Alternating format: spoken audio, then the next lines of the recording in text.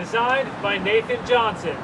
This unique building was unmistakably built in the 1950s, and it has an interesting story to tell. This is the story of the Stanley Hung Mania Café.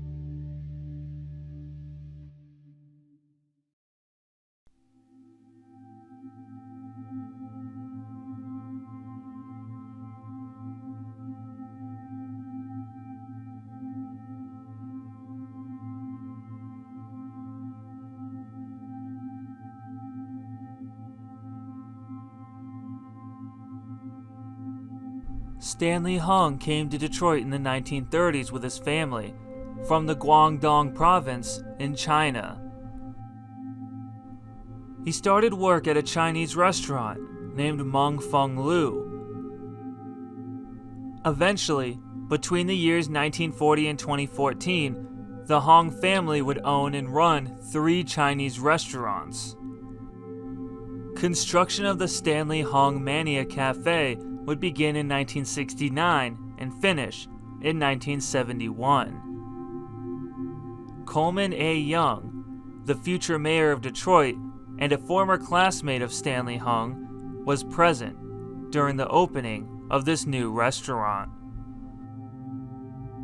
Stanley's brothers Peter and Henry would help run the restaurant. Stanley's other brother Oscar would join them after his business burned down. The Hung family was determined to help reinvigorate Detroit after the civil unrest in the 1960s. The restaurant would welcome minority customers with open arms, at a time in Detroit when many restaurants and businesses would not do so. Stanley Hung's wife would help manage the restaurant, and the Hung children would eventually become employees there as well.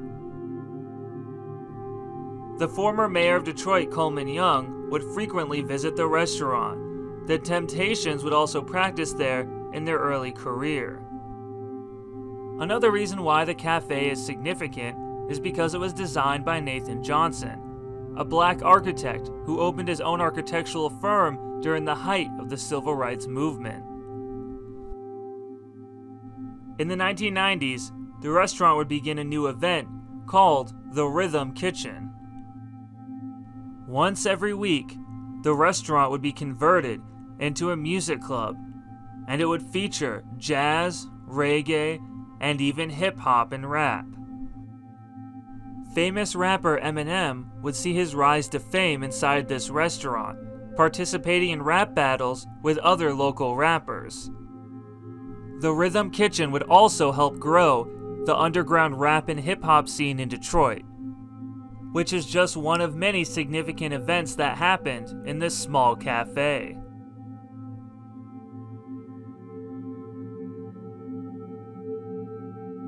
In 1995, the cafe would close. In the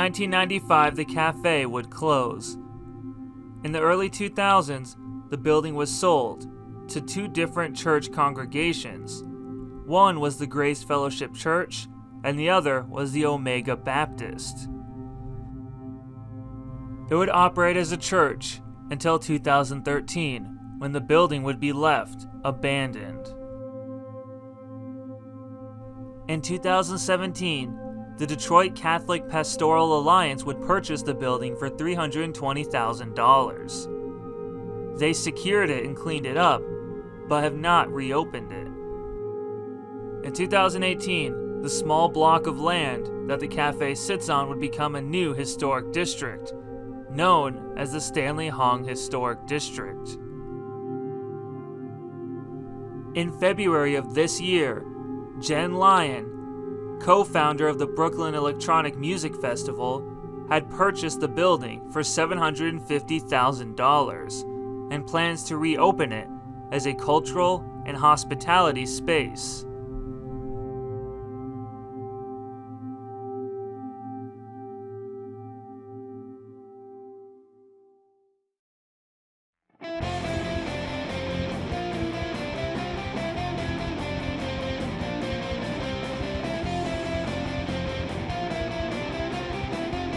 The Stanley Mania Café holds significance in its impact on Detroit's history and culture. Although the future of this incredible place is unknown, one thing is for certain: it will never be forgotten.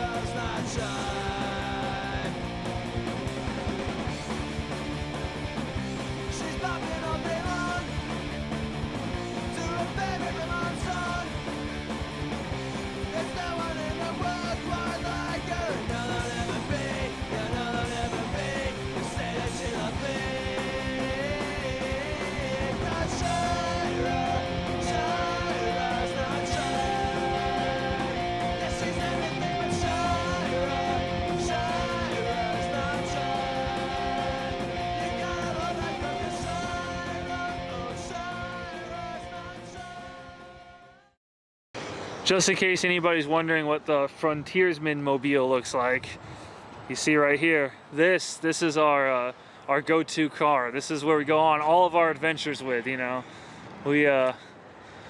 We make sure that we're really incognito. As you can see, there's nothing on this car that really makes it stand out or anything like that. It's just a nice, you know, normal car that blends in easily with the surroundings, you know what I mean? I had no part in making this. This is all Caleb.